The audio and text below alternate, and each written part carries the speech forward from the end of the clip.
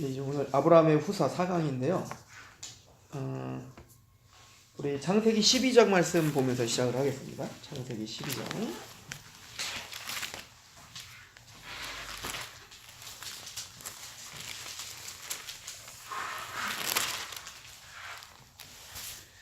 창세기 12장 1절부터 6절까지 말씀 같이 봉독합니다. 시작. 여호와께서 아브라함에게 이르시되 너는 너의 고향과 친척과 아버지 집을 떠나 내가 내게 보여줄 땅으로 가라. 내가 너로 큰 민족을 이루고 내 복을 주어 내 이름을 창대하게 하리니 너는 복이 될지라. 너를 축복하는 자에게는 내가 복을 내리고 너를 저주하는 자에게는 내가 저주하리니 땅의 모든 족속이 너로 말미암아 복을 얻을 것이라 하신지라. 이에 아브라함이 여호와의 말씀을 따라갔고 롯도 그와 함께 갔으며 아브라함이 하란을 떠날 때에 75세였더라. 아브라함이 그의 아내 사레와 조카 롯과 하란에서 모든 소유와 얻은 사람들을 이끌고 가나안 땅으로 가려고 떠나서 마침내 가나안 땅에 들어갔더라. 아브라함이 그 땅을 지나 세겜 땅 모래 상수리 나무에 이르니 그때 가나안 사람이 그 땅에 거주하였더라. 아멘. 자, 우리 오늘 아브라함의 후사인데요. 우리가 이제 보통 아브라함을 말할 때 믿음의 조상이라고 이야기를 하죠. 그 믿음의 조상이라고 말하는 이유는 우리가 그 영적 아브라함의 자손이 돼야 되는데 그 영적 아브라함의 자손이라는 건 아브라함의 동일한 믿음을 갖고 있는 자가 아브라함의 자손이죠. 그러니까 아브라함의 후손, 아브라함의 자손은 둘로 나뉘죠. 이스라엘이죠. 그러니까 아브라함의 아들 이삭, 이삭의 아들 야곱이 이스라엘이 되고 그 이스라엘의 12아들을 우리는 이스라엘이라고 부르는 거잖아요. 그래서 아예 국가명이 된 거 아닙니까? 그런데 그 이스라엘에는 바로 육적 이스라엘과 영적 이스라엘이 있죠. 그래서 로마서 9장에 보시면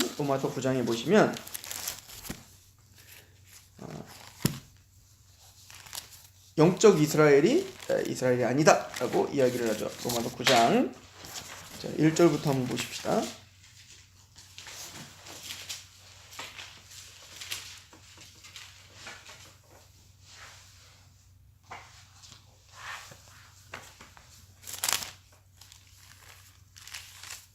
장 1절부터 제가 읽을게요.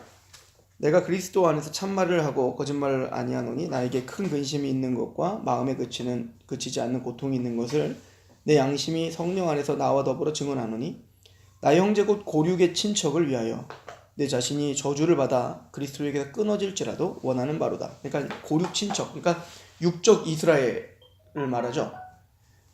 유대인들 4절에 그들은 이스라엘 사람들이라 그들에게는 양자됨과 영광과 언약들과 율법을 세우신 것과 예배와 약속들이 있고 조상들도 그들의 것이요 육신으로 하면 그리스도가 그들에게 나타나셨으며 예수님도 유대인으로 태어나셨죠. 이스라엘로.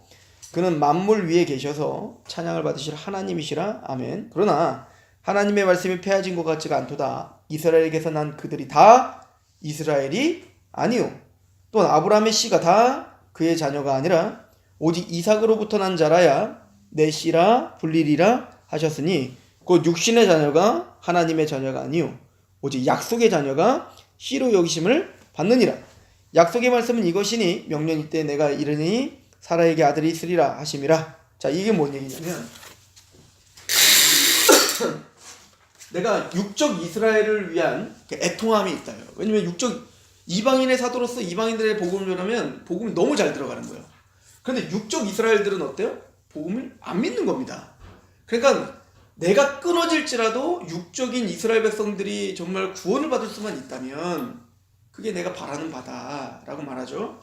그래서 사도 바울이 깨달은 게 있는데 육적인 이스라엘이 아브라함의 육적인 자녀라고 해서 다 이스라엘이 아니다. 무슨 원리냐면 아브라함의 자손이라고 해서 다 아브라함의 자손이 아니라 아브라함에게 이스마엘과 이삭이 있었잖아요. 그리고 그 뒤에 또 아들 또 있단 말이에요. 그런데 이스마엘은 안 되고 오직 약속의 자녀인 내가 명년 이때에 아들을 낳을 거야. 사라를 통해서 난 아들이어야 돼 라고 하는 약속의 자녀가 있다고요. 그죠? 단순히 육적인 자녀가 아니라 약속을 받은 자녀가 참된 이스라엘이야 를 이렇게 설명하고 있었다는 얘기예요. 게다가 또 이삭의 자녀라고 하여 다 약속의 자녀가 아닌 거죠. 이삭의 자녀일지라도 누구여야 되는 거예요? 에서는 안 돼요. 그 에돔 족속은 안 되는 겁니다. 오직 누구의 자녀여야 되는 거예요? 약속의 자녀인 야곱의 자녀여야 되는 거예요. 이걸 누가 정하셨죠? 하나님이 정하셨죠? 뭐라고? 너희의 두 나라가 있다. 태중에 두 나라가 있는데 큰 나라가 작은 나라를 섬길 거야. 그래서 하나님은 야곱을 선택하셨다는 거예요. 그래서 로마서 이제 9장에는 하나님이 에서를 미워하고 야곱은 사랑했다 이렇게 표현하는 겁니다. 그러니까 약속을 받은 자녀가 있는 거예요. 게다가 그 야곱, 즉 이스라엘이라고 하는 이름이 이제 이스라엘로 바뀌잖아요. 그리고 이스라엘의 12아들, 그들이 바로 이스라엘인 것처럼, 이런 원리인 것처럼 너희가 육적인 이스라엘이라고 하여 다 약속의 자녀는 아니야 라고 사도 바울은 지금 얘기하고 있는 거죠. 그럼 어떻게 돼야 되는 거죠? 11절에 보니까 9장 11절 그 자식들이 아직 나지도 아니하고 무슨 선이나 악을 행하지 아니한 때에 택하심을 따라 되는 하나님의 뜻이 행위로 말미암지 않고 오직 부르시는 이로 말미암아 서게 하려 하사 리브가에게 이르시되 큰 자가 어린 자를 섬기리라 하셨나니 기록된 바 내가 야곱은 사랑하고 에서는 미워했다 하신 것과 같으니라. 그런즉 우리가 무슨 말 하리요? 하나님께 불의가 있느냐? 그럴 수 없다. 모세에게 이르되 내게 긍휼을 여길 자를 긍휼히 여기고 불쌍히 여길 자를 불쌍히 여기리라 하셨으니 그런즉 원하는 자를 말미암도 아니요 다른 박자는 자를 말미암도 아니요 오직 긍휼히 여기시는 하나님으로 말. 그런데 그 약속의 자녀란 하나님의 절대적인 주권과 은혜로 택함 받은 자녀가 약속의 자녀. 그러니까 이스라엘 중에도 이스라엘이 다 구원받는 게 아니라 그 육적 이스라엘 중에도 택함 받은 하나님의 진짜 이스라엘만 구원받는 거예요. 지금 사도 바울은 계속 그 얘기를 하고 있어요. 그래서 그 뒤에 또 보시면 25절 보세요.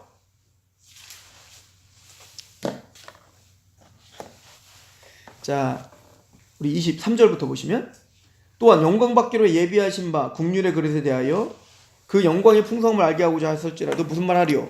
이 그릇은 우리니 곧 유대인 중에서뿐 아니라 이방인 중에서도 그러니까 이제는 영적 이스라엘이란 단순히 유대인들만을 이야기가 아니에요. 육적 유대인들이 이제는 진짜 이스라엘이 아니야. 이방인들에게도 뭐요? 이스라엘이라고 부르시는 거예요. 이제는. 그러면서 말을 하기를 25절 호세아의 글에도 이르기를 내가 내 백성 아닌 자를 내 백성이라 사랑하지 아니한 자를 사랑한 자라 부르리라. 너희는 내 백성이 아니라 한 그곳에서 그들이 살아계신 하나님의 아들이라 일컬음을 받으리라 함과 같으니라. 또 이사야가 이스라엘에 관한 육적 이스라엘에 관하여는 외치되 이스라엘 자손들의 수가 비록 바다 모래 같을지라도 남은 자만 구원을 받으리니 주께서 땅 위에서 그 말씀을 이루고 속히 시행하시리라 하셨느니라. 또한 이사야에게 미리 말한 바 만일 만군의 주께서 우리에게 씨를 남겨두지 아니하셨더라면 우리가 소돔과 같이 되고 고모라와 같이 되었으리라. 그러나 육적 이스라엘에게서도 남은 자가 있어요? 없어요? 있다 이거예요. 이방인들 중 이제는 이방인들은 예전에는 약속의 자녀에서는 완전 외인이었잖아요. 그러나 이제는 뭐예요? 이방인들 중에서도 이스라엘이 있고 육적 이스라엘 백성들도 육적 이스라엘 백성이라 다 이스라엘이 아니라 그 중에서 특별히 남은 자 하나님의 선택받아 구원받은 남은 자가 있고 그러니까 이제는 뭐예요? 육적 이스라엘이 아니고 영적 이스라엘이 있다. 하나님께 국률로 택함 받은 영적 이스라엘이 있다. 이 얘기를 하고 있는 거죠. 그래서 이제 그 11장을 가보시면 11장에 이제 육적 이스라엘에 대한 또 이야기를 더 하면서 로마서 11장 1절 그러므로 내가 말하노니 하나님이 자기 백성을 버리셨느냐? 그럴 수 없느니라. 나도 이스라엘이뇨 아브라함의 씨에서 난 자요 베냐민 지파라. 그러니까 육적 이스라엘 말하는 거죠. 그 하나님 육적 이스라엘 버린 거야? 그렇지 않죠. 하나님이 그 미리 아신 자기 백성을 버리지 아니하셨나니 너희가 성경에 엘리야를 가리켜 말한 것과 알지 못하느냐? 그가 이스라엘을 하나님께 고발하되 주여 그들이 주의 선지자를 죽였으며 주의 제단을 헐어버렸고 나만 남았는데 내 목숨도 찾나이다 하니 그에게 하신 대답이 무엇이냐? 내가 나를 위하여 바알에 무릎 꿇지 아니하는 사람 7,000명을 남겨뒀다 하셨으니 그런즉 이와 같이 지금도 은혜로 택하심을 따라 남은 자가 있느니라. 무슨 얘기야? 육적 이스라엘이라는 거 자동적으로 영적 이스라엘이 아닌 거죠. 그 중에서도 뭐가 있다? 은혜로 택하심을 받은 남은 자가 있다. 그러니까 이제는 우리가 아브라함의 자손이라는 거 이스라엘이 돼야 되는데 구원받은 사람이 이스라엘이라고 하잖아요. 근데 그 이스라엘의 개념이 육적인 이스라엘이 아니라 택함 받은 이방인이든 육적인 이스라엘이든 하나님의 은혜로 택함 받아 구원받은 진짜 이스라엘이 있다. 이 얘기를 하고 있었던 거죠. 우리 로마서 그래서 좀 앞으로 좀 가볼까요? 2장을 가봅시다. 그래서 사실은 앞에 이렇게 우리에게 설명을 했던 겁니다. 2장 28절, 29절 한번 같이 읽어보겠습니다. 시작. 무릇 표면적 유대인이 아니요 표면적 육신의 할례가 아니니라 오직 이면적 유대인이며 할례는 마음에 할지니 영에 있고 율법 조문에 있지 아니한 것이라 그 칭찬이 사람에게서가 아니요 다만 표면적 유대인이 아니고 이면적 유대인이 진짜 유대인이야 얘기죠. 그러니까 영적 유대인이 있다. 누굴까요? 말 그대로 예수 그리스도를 믿고 있는 우리가 유대인이죠. 우리가 이스라엘이죠. 아브라함의 자손이죠. 이걸 예수님의 십자가로 이제 그 막힌 담이 무너진 거예요. 그래서 에베소서를 잠깐 가보겠습니다. 에베소서 2장.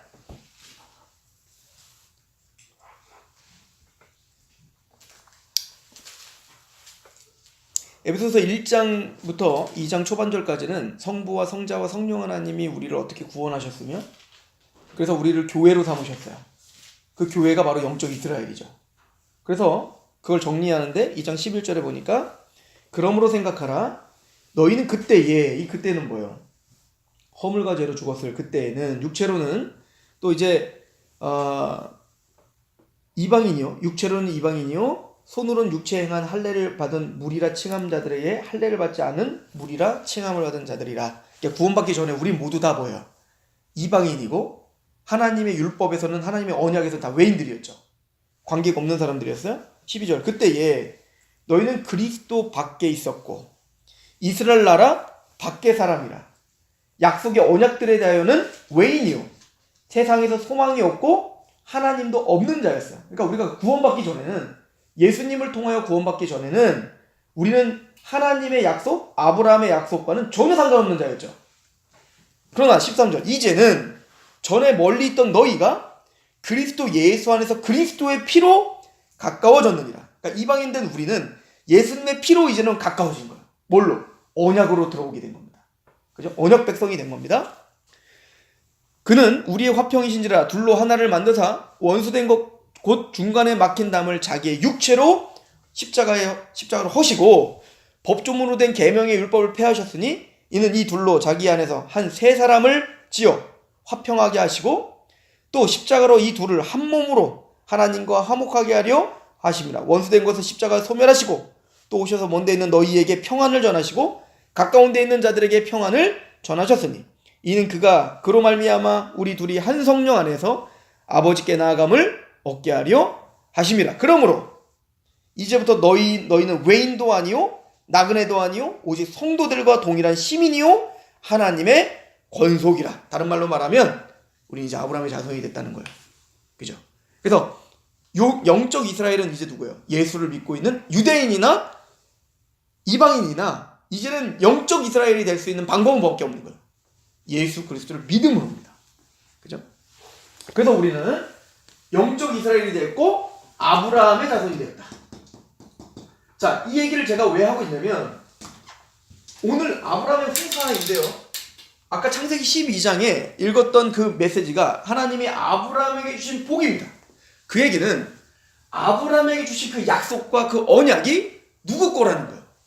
예수님으로 말미암아 영적 이스라엘 된, 즉 하나님 영적인 아브라함의 자손이 된 우리에게 하신 약속인 거죠.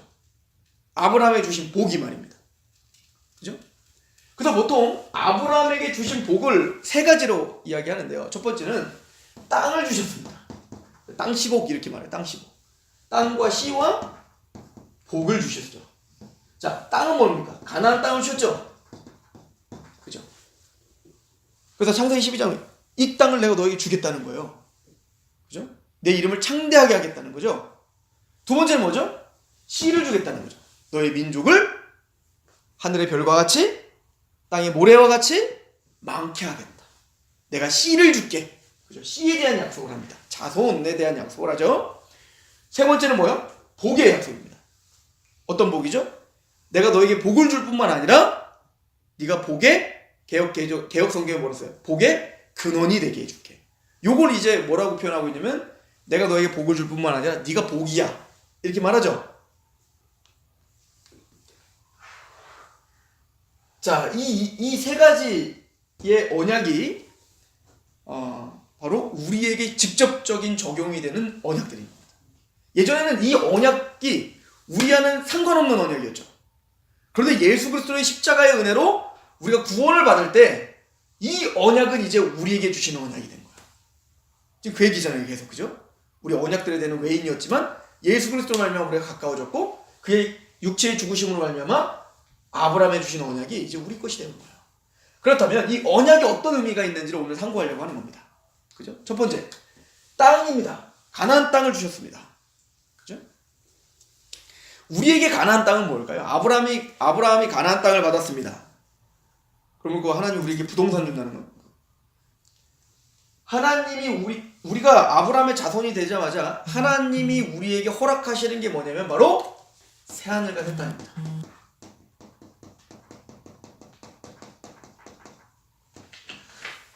사실은 아브라함도요, 하나님이 가나안 땅 줄게 라고 했지만 아브라함은 가나안 땅에 살면서도요 한 번도 가나안 땅에다 집을 짓고 살지 않았어요. 그죠? 다 텐트 치고 살았다고요. 근데 그거는 아브라함이 돈이 없어서 텐트를 치고 산 게 아니에요. 아브라함은 나중에 거부가 되잖아요. 아브라함은 믿음으로 텐트를 치고 살았던 겁니다. 그냥 가나안 땅의 약속을 받고 이 땅이 진짜 약속의 땅이 아니라 진짜 내가 가야 될 땅이 있다라고 그 가나안을 통해서 바라보고 있었던 거죠. 히브리서, 이거 제 얘기가 아니죠. 히브리서가 하는 얘기예요. 히브리서 11장 가보겠습니다.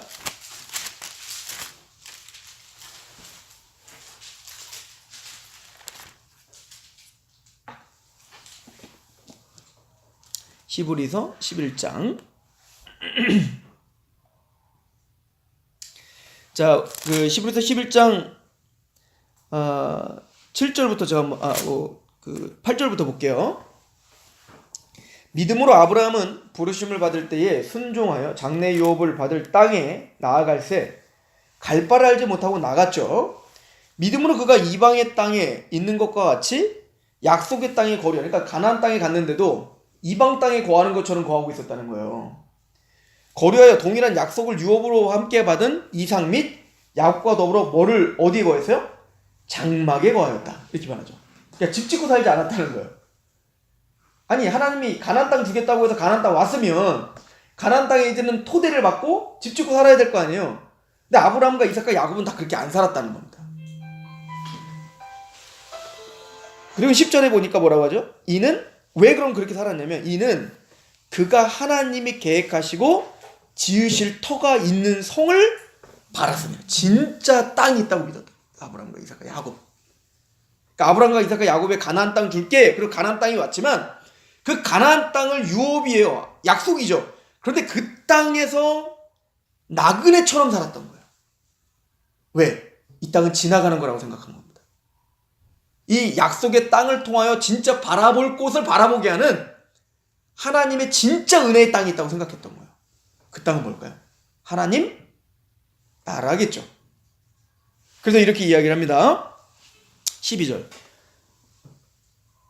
이러므로 죽은 자와 같은 한 사람, 13절. 이 사람들은 다 믿음을 따라 죽었으며 약속을 받지 못하였으되 그것들을 멀리서 보고 환영하며 또 땅에서는 외국인과 나그네임을 증언하였으니 그들이 이같이 말한 것은 자기들이 본향 찾는 자임을 나타내미라. 그들이 나온 바 본향을 생각하였더라면 돌아갈 기회가 있었으려니와 그들이 이제는 더 나은 본향을 사모하니 곧 하늘에 있는 것이라. 이러므로 하나님이 그들의 하나님이라 일컬을 받기를 부끄러워하지 아니하시고 그들을 위하여 한 성을 예비하였느니라. 그러니까 히브리 기자는 뭐라고 말하냐면 아브라함이 그 가나안 땅 약속의 땅에 가서 텐트 짓고 살았던 이유는 이방인이요 난 나그네다. 그냥 지나가는 인생이다. 난 다시 본향으로 돌아갈 사람이야. 근데 그 본향이 만약에 갈대아 우르에서 나왔잖아요. 갈대아 우르였으면 거기 갔겠죠. 근데 아브라함이 생각하는 진짜 본향은 갈대아 우르가 아니라 하나님의 도성이라고 생각했던 겁니다. 이게 하나님이 아브라함과 이삭과 야곱에 주신 땅이죠. 우리도 마찬가지입니다. 하나님은 아브라함에게 땅을 주신 것처럼 예수를 믿고 있는 하나님의 백성들에게 하나님의 나라를 상속하셨죠. 그렇죠? 갈라디아서 보세요. 갈라디아서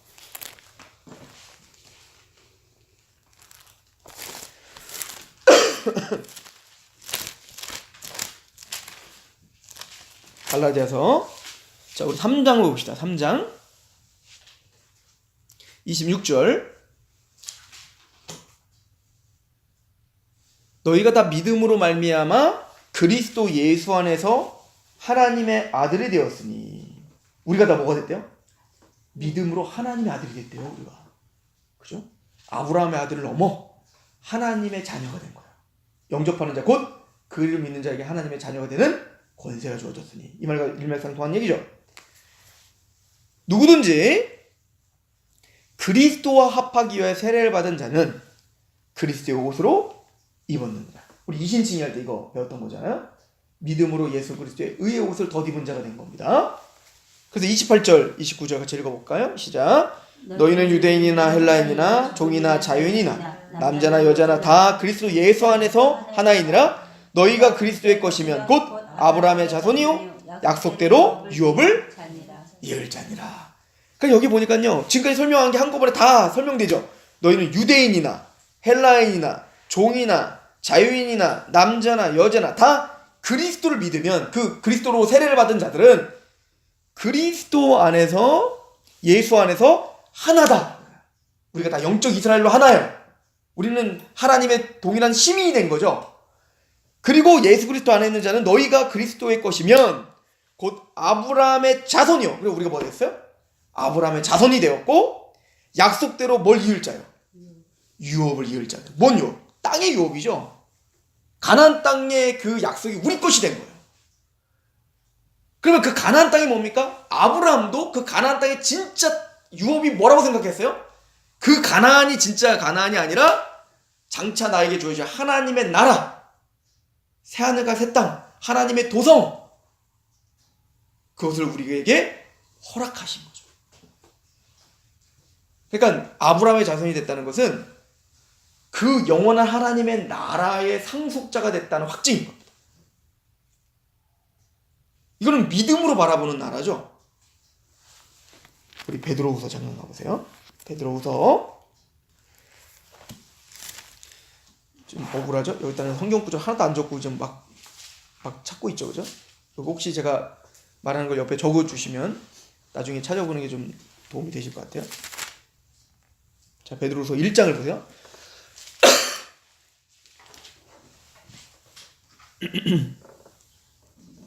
자, 1장에 보면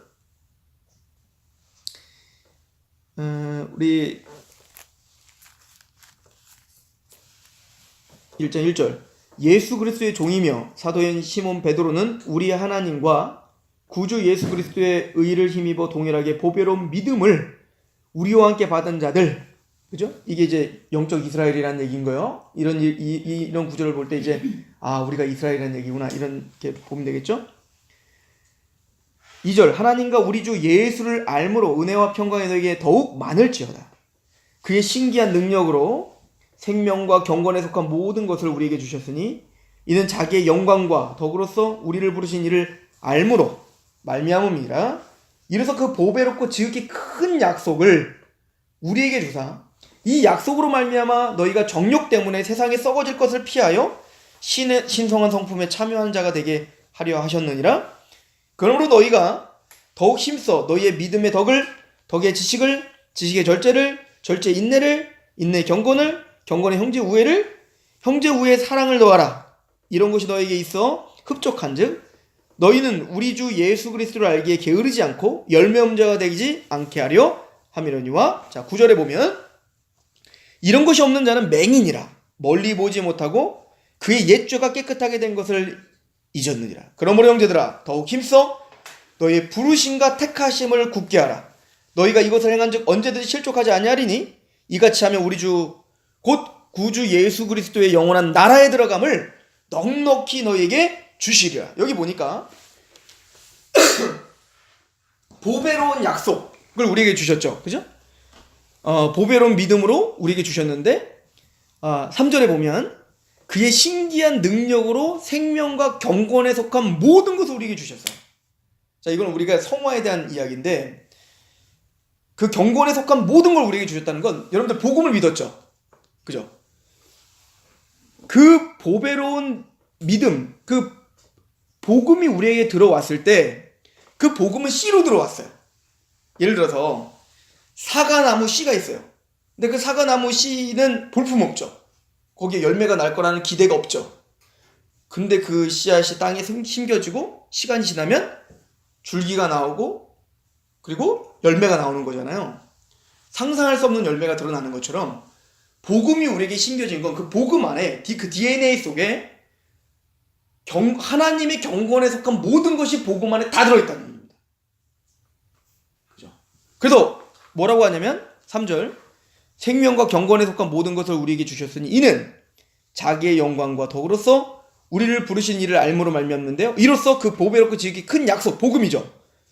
우리에게 주사 이 약속으로 말미암아 너희가 정욕 때문에 세상에 썩어질 것을 피하여 뭐를 참여한 자가 됐어요? 신의 성품, 하나님의 성품에 참여한 자가 됐어요. 그러니까 그 복음에는 신의 성품의 DNA가 다 담겨 있죠.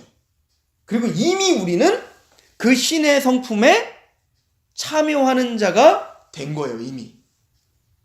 왜냐면 그래서 이 복음이 우리 안에 성장하면 성장할수록 성령의 9가지 열매가 드러나죠.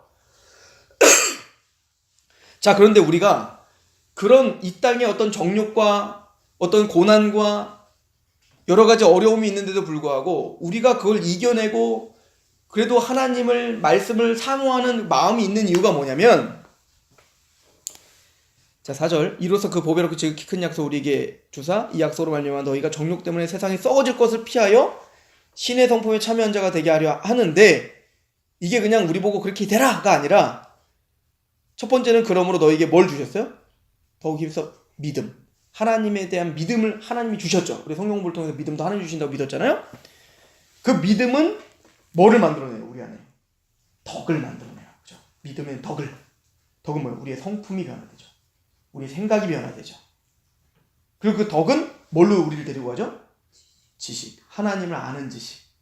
하나님을 더 알게 하고 하나님을 더 알고 싶어 하고 그래서 말씀에 더 끌려 하나님 아는 지식으로 우리를 데려갑니다.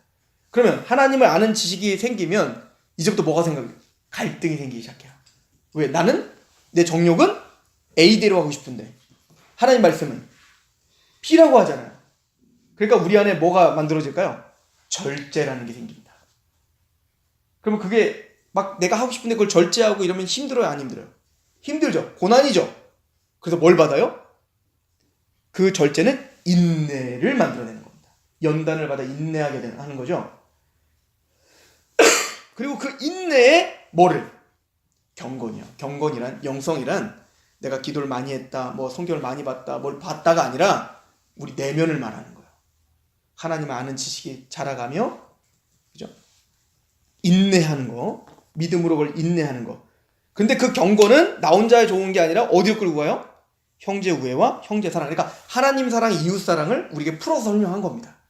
하나님을 사랑하는 믿음으로 하나님을 사랑하게 되고 그 믿음은 덕은 지식을, 지식은 절제를, 절제는 인내를, 인내는 형제 우애를, 형제는 사랑으로 그런 하나님의 은혜 속에서 하나님 사랑과 이웃 사랑을 우리가 하나님의 나라가 확장되어 가는 거예요. 자, 그런데 8절 이런 것이 너희에게 있어 흡족한데 너희로 우리 주 예수 그리스도를 알기에 게으르지 않고 열매 없는 자가 되지 않게 하려는데 우리가 그런 게 없는 사람들은 왜 없냐면 이런 것이 없는 자는 맹인이라 멀리 보지 못하는 사람들. 이 땅이 전부인 거라고 생각하면 살기 때문에 이런 것이 나타나지 않겠다는 거예요. 그러나 우리는 뭘 바라보는 사람이에요? 멀리인 걸 바라보는 거예요. 그러니까 아브라함과 이삭과 야곱이 가나안 땅에 있지만 그 가나안 땅에 욕심이 생기지 않은 거예요. 그 가나안 땅이 내 것이라고 주장하지 않은 거예요. 그곳에서는 하나님이 분명히 주신 거거든요. 약속이거든요. 근데 그 땅에 뭘 치고 살아요? 장막을 치고 언제든지 떠날 수 있다고 생각한 거예요. 왜? 그 땅이 진짜 내 땅이 아니라 장차소질 그 멀리 바라보는 거죠. 하나님의 나라가 있다 라고 믿었던 거예요.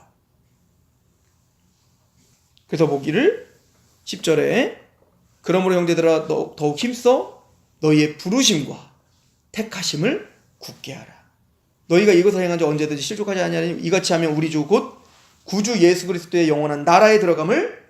그러니까 그 멀리 본다는 그 하나님의 나라를 생각하며 산다는 거죠. 이 이야기를 베드로 사도가 사실 앞쪽에서 좀 더 설명했어요. 베드로전서 1장을 가보세요.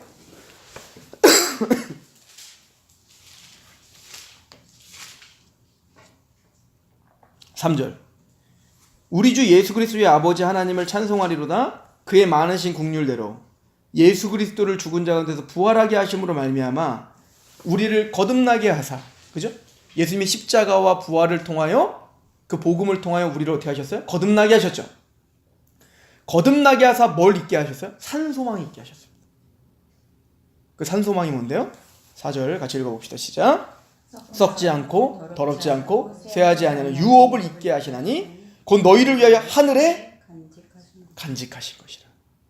거듭났다는 것은 이 땅을 살면서도 이것이 전부가 아니라 하나님의 영원한 나라가 있어.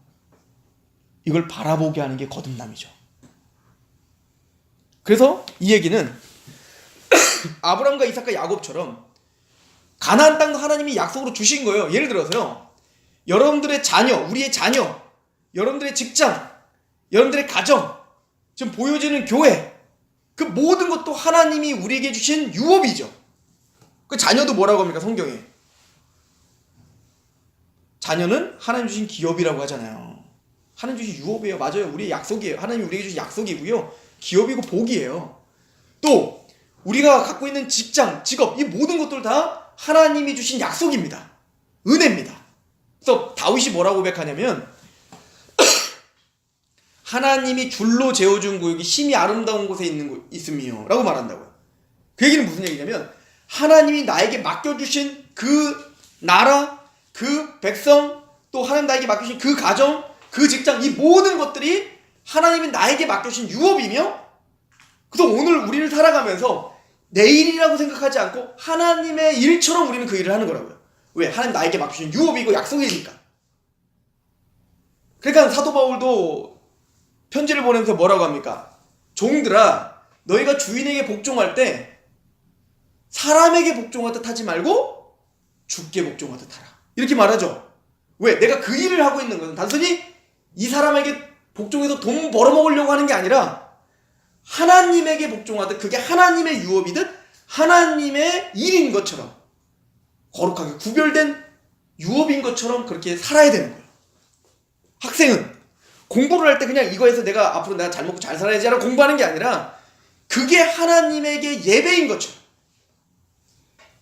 이게 성경이 가르쳐주는 거예요. 구원을 받은 사람들은요, 너의 몸을 불의의 병기에서 이제 의의 병기로 드려라. 즉 돈을, 내 지식을, 내 가족을, 내 육체를, 이 모든 것들이 다 누구의 것인 걸 인정하는 거예요. 하나님의 유업인 걸 인정하는 겁니다. 그죠? 이걸 그래서 장로교가 이걸 굉장히 강조합니다. 그래서 칼빈은 이걸 직업 소명론. 그러니까 카톨릭 시대 때는요, 목회자, 신부들만 소명받았다고 생각했어요. 거룩하게. 하나님의 일이라고 생각한 거죠. 근데 종교개혁이라는 뭐냐면 칼빈은 직업 소명론. 우리가 장사를 하더라도 그것도 성직이다. 그것도 거룩한 일이다. 내가 자녀를 키우는 그 일을 하고 있더라도 그것이 거룩한 하나님의 소명이다. 하나님의 일이 아닌 게 없는 거죠. 그래서 이 세계의 3대 칼빈 신학자라고 하는 사람이 있어요. 아브라함 카이퍼랑 뭐 헤르만 바빙크랑 워필드랑 이런 사람이 있는데, 그 중에 아브라함 카이퍼가 이 직업 소명론을 뭐라고 했냐면 영역 주권,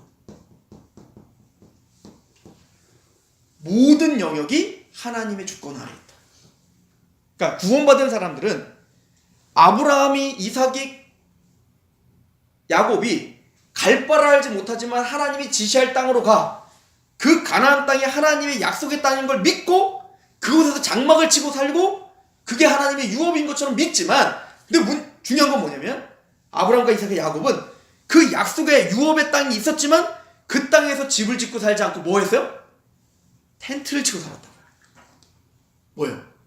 그 유업이 진짜 유업이 아니라 나에게 주어지는 진짜 유업은 뭐라는 걸 알았던 거예요. 하늘에 있는 도성인 걸 알았던 거죠. 그럼 우리도 똑같은 겁니다. 그래서 나그네라고 했는데, 우리 또한 우리가 지금 여기서 이 땅에서 열심히 살고 있지만 사실 이 땅이 전부라고 생각하며 사는 사람이 아니에요. 텐트를 치고 사는 사람들, 나그네인 걸 알고 사는 거예요. 이 땅은 잠시 거쳐 지나가는다는 걸 알고 사는 사람들인 거죠. 우리에게 뭐가 있을 거라는 걸 아는 거죠. 장차 주어져 하나님의 영광스러운 새하늘과 새 땅이 우리에게 있을 걸 알고 사는 거. 이게 아브라함의 복을 누리는 사람들이죠. 한번 이렇게 생각해 보세요. 우리가 야영을 가요. 야영. 캠핑을 가요. 캠핑. 야영이란 말로 요즘 안 쓰는구나. 캠핑을 가요. 캠핑에 갔더니 저도 어릴 때 생각해 보면 방학만 되면 저는 이제 텐트만 딱 걸쳐매고 친구들이랑 그냥 개울로 가갖고 원래 한 3일 정도 있겠다고 해놓고 한 2주 정도 있다고 막 그랬거든요. 그럼 거기 가면 이제 놀러 오는 사람들 있으면 놀러 오는 사람들이 쌀도 주고 가고 막 남는 거 다 두고 가니까 그거 갖고 이제 먹고 사는 거예요. 그럼 나중에 거지가 되죠. 근데 이제 생각해 보면 너무 불편해요. 잠자는 것도 불편하고, 나중에 한번 자보신 분은 알겠지만 그 은박지 장판이 아니라 뭐야, 돗자리에서 자보신 적 있죠? 땀 다 타는 거 알죠? 막 나중에 이런 막 땀이 막 차고 막, 그리고 밥 먹을 때도 막 밥도 설 있고 막 불편하죠.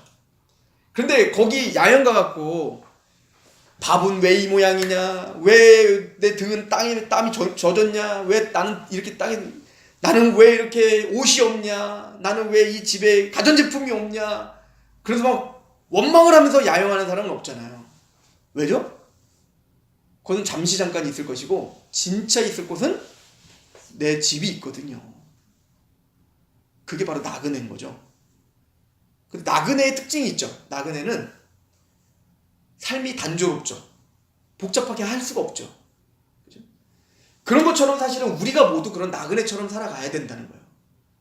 내가 지금 하나님 나에게 주신 그 기간 동안에 내 자녀도, 돈도, 명예도, 지식도 하나님 나에게 주신 유업이죠.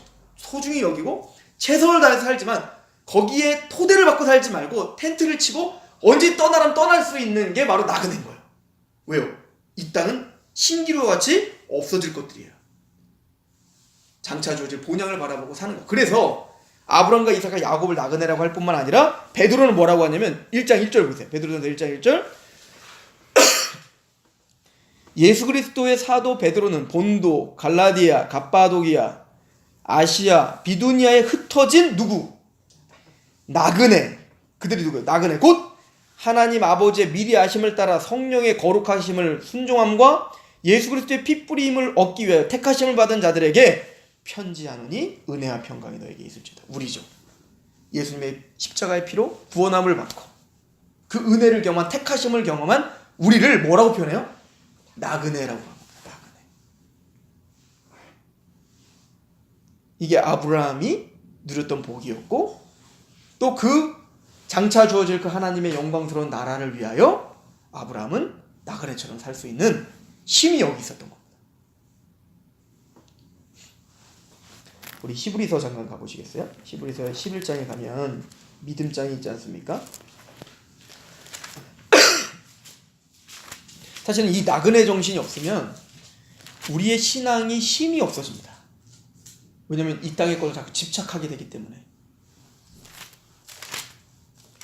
그래서 히브리서 11장에 아브라함과 이삭과 야곱이 나그네로 살았다라고 이야기하면서 모세에 대한 이야기도 있죠. 24절을 보세요.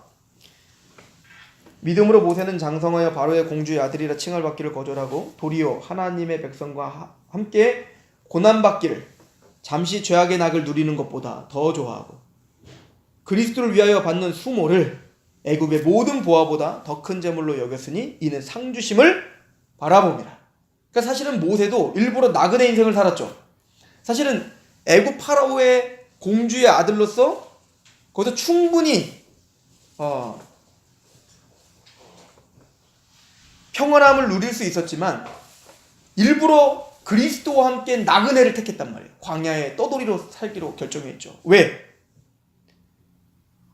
애굽의 모든 보화보다 더 큰 재물로 여겼으니 이는 상주심을 바라봤기 때문이다. 이 나그네 정신이 없으면 우리의 신앙은 힘이 없어지죠. 밑에 보면 34절부터 보세요. 이제 이름 모를 하나님의 믿음의 사람들을 나열합니다. 33절부터 보면 그들은 믿음으로 나라들을 이기기도 하며 의를 행하기도 하며 약속을 받기도 하며 사자들의 입을 막기도 하며 불의 세력들을 멸하기도 하며 칼날을 피하기도 하며 연약한 가운데 강화되기도 하며 전쟁에 용감하게 되어 이방 사람들의 진을 물리치기도 하며. 우리가 말하고 있는 믿음의 승리는 이런 거죠. 믿음으로 세상을 이기고 싸우고 버티고. 근데 그것만 믿음이 아니라요. 보세요. 35절부터 보면 이제 차원이 달라요. 여자들은 자기의 죽은 자들을 부활로 받아들이기도 하며 또한 어떤 이들은 더 좋은 부활을 얻고자 하여 심한 고문을 받되 구차히 풀려나기를 원하지 아니하며. 그러니까 막 거기서 믿음으로 내가 기도했더니 막 풀려져 나가고 죽음에서 이기고, 이것도 은혜예요. 근데 그것만 은혜가 아니라 구차히 풀려남을 원하지 않고 그냥 고문을 받되 그냥 죽임을 당하며. 36절 또 어떤 이들은 조롱과 채찍질 뿐 아니라 결박과 옥에가 치는 시련도 받았으며 돌로 치는 것과 톱으로 켜는 것과 시험과 칼로 죽임을 당하고 양과 염소의 가죽을 입고 유리하며 궁핍과 환난과 학대를 받았으니 이런 사람은 세상이 감당하지 못한다. 세상이 우리에게, 사탄이 우리에게 유혹하는 게 우리를 넘어뜨리는 게 두 가지, 핍박과 유혹이거든요. 근데 아무리 핍박해도 사탄이 할 수 있는 거 죽이는 것밖에 못해요. 근데 그 죽음을 두려워하지 않아. 왜? 나그네 인생인데 장차 진짜 주어질 그 하나님의 영원한 나라가 있다는 걸 아는 사람을 이길 수가 없는 거예요. 유혹해요. 세상의 유혹을 통해서 신앙을 파탄나게 해야 되는데 그 세상의 유혹 속에서 텐트를 치고 살아. 그게 없어져도 하나님의 영광을 바라. 그러니까 사탄이 감히 죽여도 안 돼. 뭘 가진 걸 빼앗아도 안 돼. 부유함을 줘도 안 돼. 가로치고. 뭐라고 해요 이거를? 이런 사람은 세상이 감당하지도 못하느니라. 감당할 수가 없는 믿음이죠. 이 광야와 산과 동굴과 토굴에 유리하였느니라. 이 사람들은 다 믿음으로 말미암아 증거를 받았으나 약속된 것을 받지 못하였으니 이는 하나님이 우리를 위해 더 좋은 것을 예비하셨은즉 우리가 아니면 그들을 온전함을 이루지 못하게 하려 함이라. 사실은 나그네된 이 신앙이 회복될 때 사실은 믿음의 싸움에 승리가 있을 겁니다. 그렇죠? 어쨌든 우리는 아브라함의 자손이기 때문에 우리는 영원한 하나님의 복을 알고 있는 자들이죠. 로마서 8장을 한번 보세요. 그래서 이렇게 결론을 내립니다. 로마서 8장.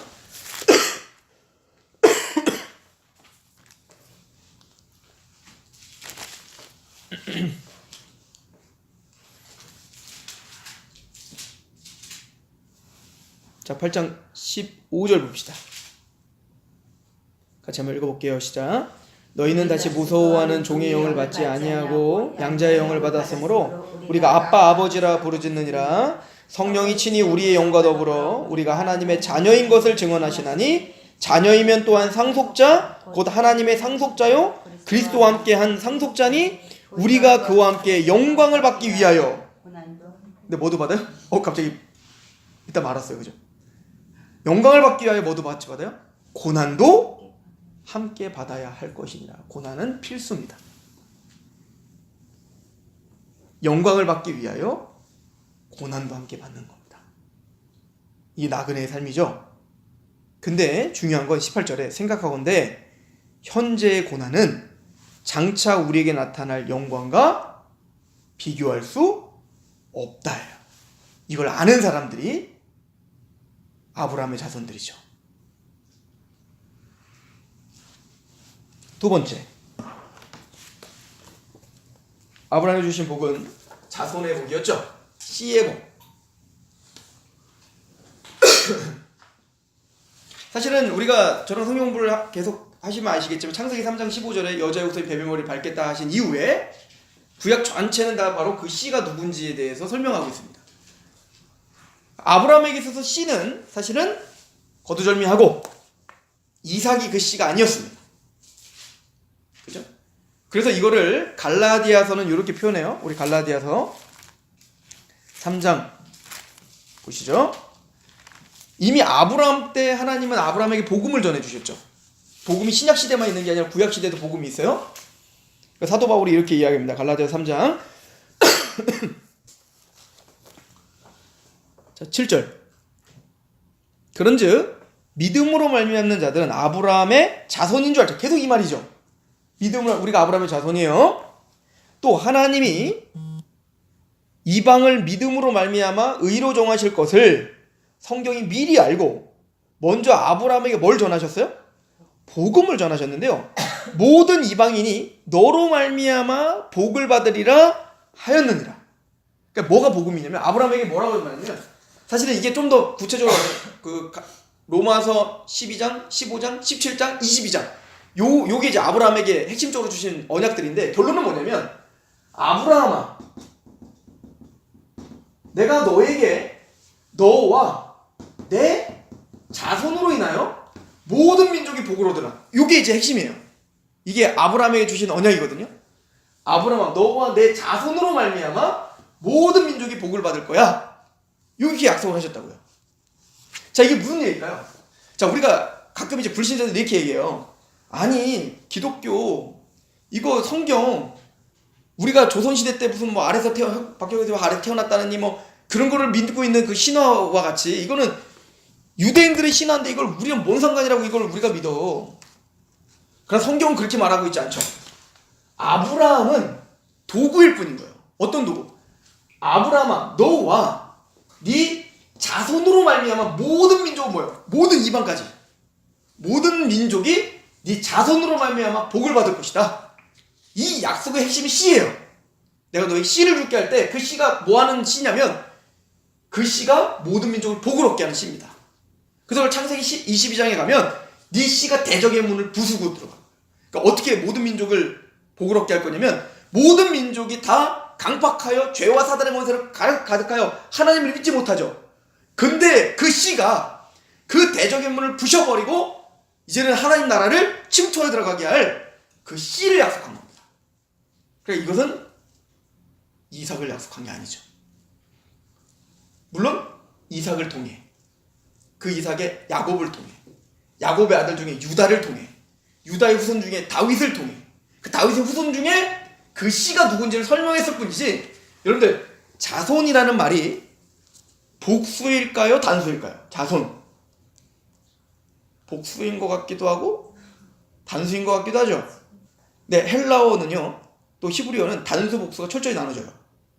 자, 갈라디아서 그래서 밑에 보시면 3장 16절 같이 읽어봅시다. 시작. 이 약속들은 아브라함과 그 자손에게 말씀하신 것인데 여럿을 가리켜 그 자손들이라 하지 아니하시고 오직 한 사람을 가리켜 내 자손이라 하셨으니 곧 그리스도라.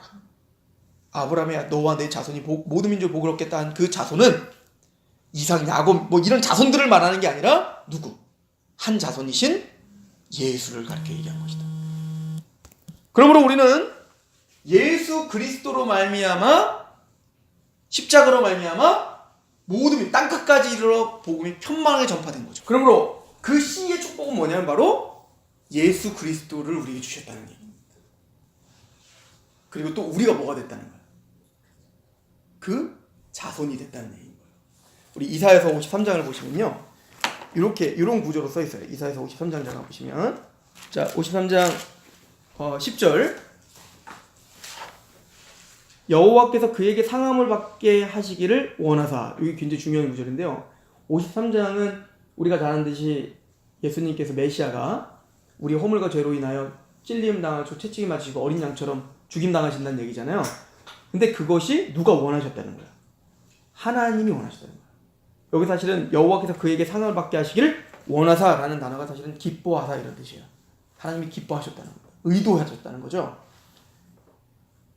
질고를 당하게 하셨은즉 그의 영혼을 속건제물로 드리기에 이르면, 그 예수님이 십자가에 죽으시는 그 사건이죠. 그가 씨를 보게 되며 그의 날은 길 것이요 또 그의 손으로 여호와께서 기뻐하시는 뜻을 성취하리로다. 재밌죠? 예수님 자체가 씨야. 그 약속한 씨라고요. 근데 그 예수님이 십자가에 죽으셨을 때 그 십자가를 통해서 또 뭘 보게 될 거라고요? 씨를 보게 될 것이다. 무슨 얘기일까요? 우리에게 약속한 그 씨는 예수님이십니다. 그래서 정말 예수님을 통하여 우리가 산소망이 생겼잖아요. 영적 이스라엘이 됐잖아요. 그 얘기는 예수님이 십자가로 우리가 또 그 씨가 됐다는 얘기인 겁니다. 하나님의 자손이 됐다는 얘기인 거예요. 하나님의 거룩한 언약의 후손이 되었다, 이 얘기인 거죠.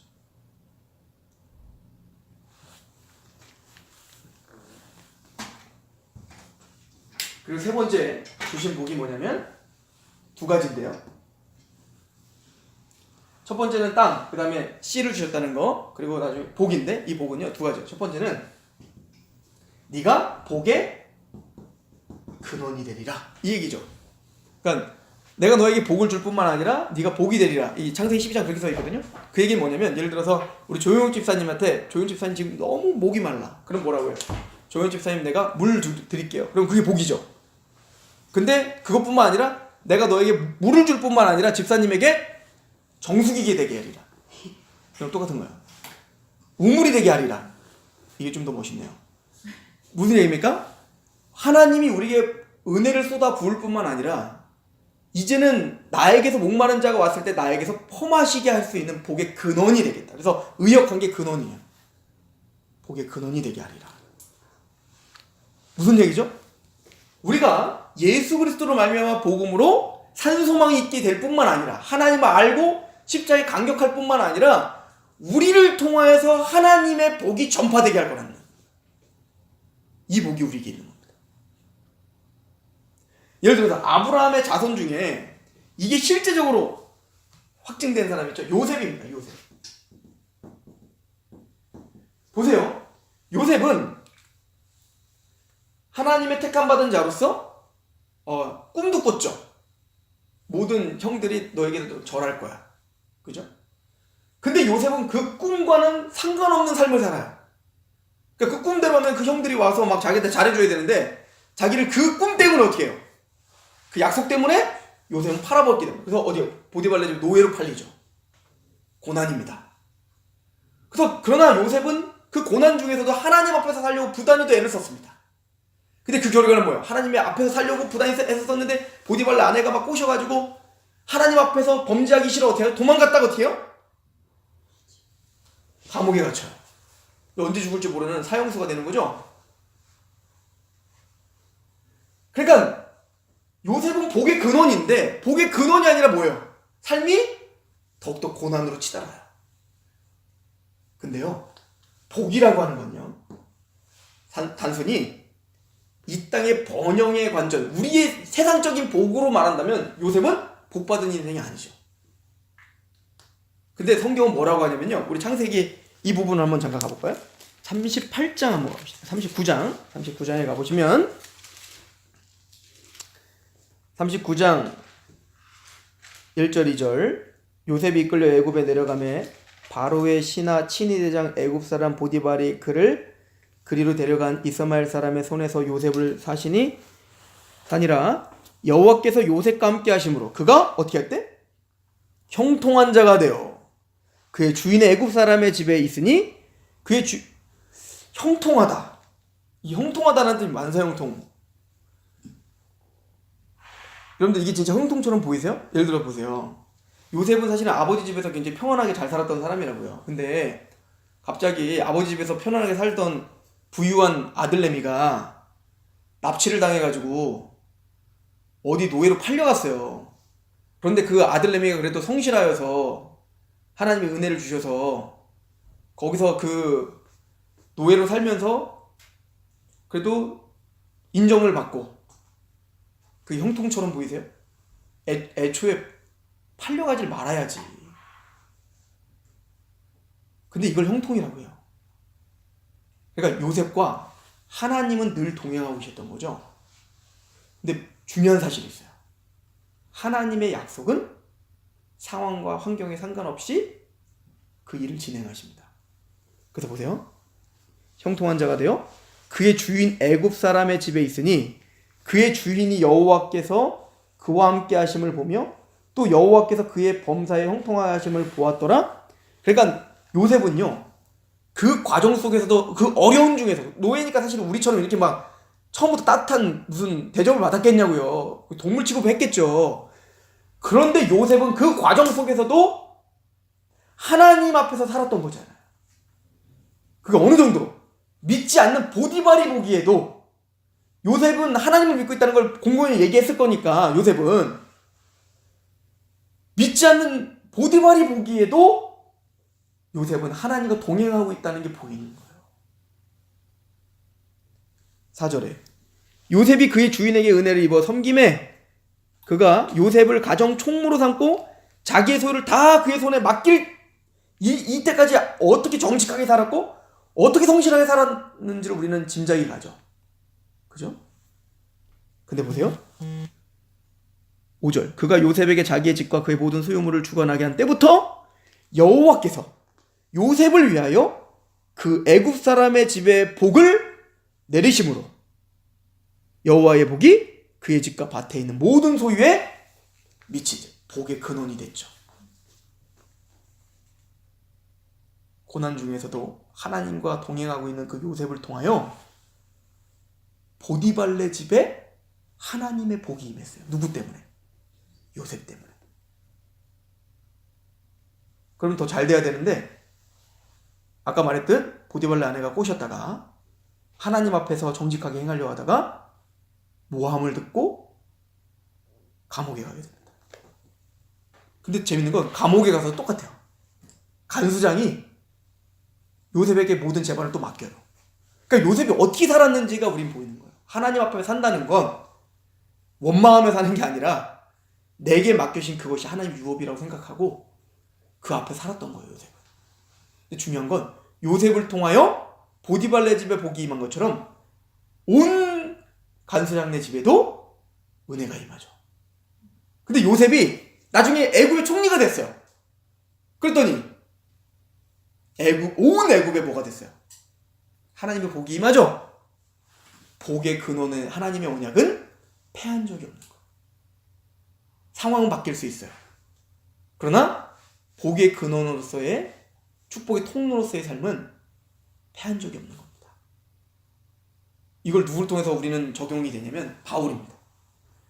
하나님은 사도 바울에게 복의 근원이 되겠다 이렇게 말했죠. 복음을 전파하는 자가 된다. 근데 복음을 전하다가 어디 가서 감옥 갔잖아요. 로마 감옥에 갔더니 빌립보서에 봤더니 그래요. 내 육체는 매여 있으나 복음은 매이지 아니하였다. 감옥에 갔더니 감옥에서만 만날 수 있는 간수장들이 구원을 받는 겁니다. 감옥에서 만나는 사람들이 복음을 통하여 또 그 사람들이 감옥에서 또 복음을 받아요. 우리로 말하면 내가 공무원 시험을 봤는데 계속 떨어지고 고시원에 있어서 그렇게, 근데 나를 통해 고시원에 그렇게 인생을 그렇게 허무하게 지내고 있는 많은 사람들이 있었는데 그 사람들이 예수를 알게 되더라. 아, 놀라운 거죠. 세상이 감당치 못하죠. 사람은 실패라고 생각했지만 그 가운데서도 하나님 앞에 사는 하나님 백성들에게는 복의 통로로서의 삶을, 하나님의 은혜가 그를 통한 임하는 삶은 실패하지 않았습니다. 그래서 두 번째, 복의 근원. 그리고 뭐냐면 너를 축복하는 자를 축복하고 내가 너를 저주하는 자를 저주함. 이 얘기 뭐죠? 그러기 때문에 하나님이 철저하게 누구 편이 되어주시겠다는 거예요. 네 편이 되어줄게. 너와 함께할게. 요 약속을 아브라함에게 축복을 저주할게 이렇게 말할 뿐만 아니라 나중에 예수님이 제자들 파송할 때 제자들이 똑같은 얘기를 하죠. 너를 영접하는 건 나를 영접하는 것이요 너희를 영접하지 않는 건 나를 영접지 않는 거야. 담대하라. 복을 외쳐라. 어느 집에 가든 복을 외쳐라. 왜? 그게 우리의 사명이니까. 근데 그 복을 받아들인다면 그 복이 그 집에 임할 것이요 그 복을 거부한다면 그 복이 너에게 임할 것이다. 그리고 복을 거절한다면 먼지를 떨어버리고 나와라. 담대하라는 거죠. 주님은 너와 함께 하겠다는 겁니다. 근데 우리가 이게 믿어져요? 잘 안 믿어지죠? 아브라함도 안 믿어졌죠. 그래서 애굽의 파라오로 흉년이 되니까 그 가나안 땅이 흉년이 되니까 도망가고 어디로 도망가요?